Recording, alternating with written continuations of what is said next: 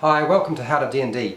My name's Frederick Weller and today I want to offer you a method for learning how to improvise with your Dungeons and Dragons game by using story cubes. The only way to effectively learn how to improvise as a dungeon master is by practice. Most dungeon masters practice improvising skills for Dungeons and Dragons by actually doing it during their game session. Or if they're involved in theatre or improvised theatre, they'll do it there. If they're a writer, they'll use their writing skills for storytelling. If they're sitting around a campfire is a great way to actually learn how to tell a story and improvise and change things around.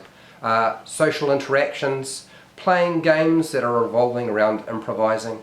I'm going to provide you with a very low stress method for learning how to improvise as a dungeon master in your games by presenting you with a very simple game using dice.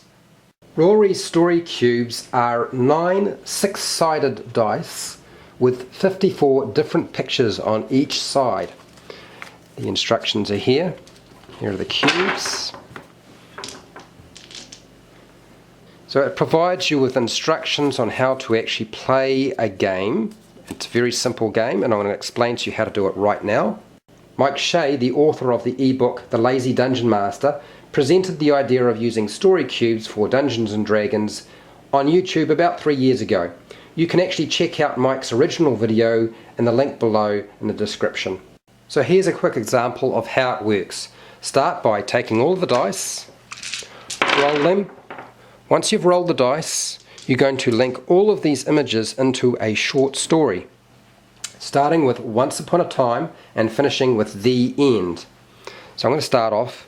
Once upon a time there was a fish called Herbert.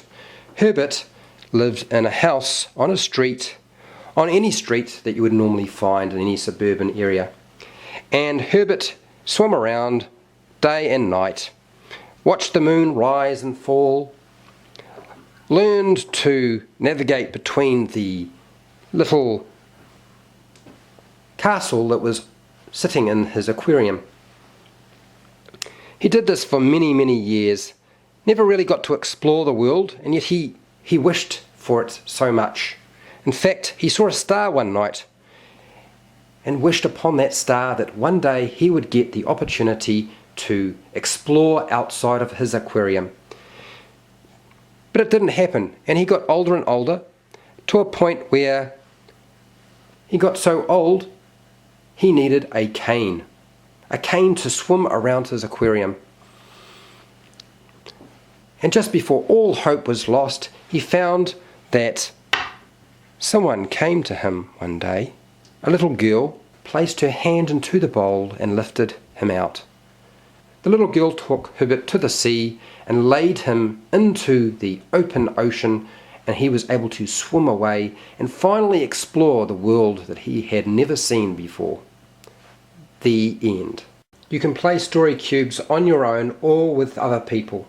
My suggestion to you is practice improvising dungeon mastering while you wait for your players to arrive for your game session by playing the story cubes with just yourself or with the players that have already arrived at your table.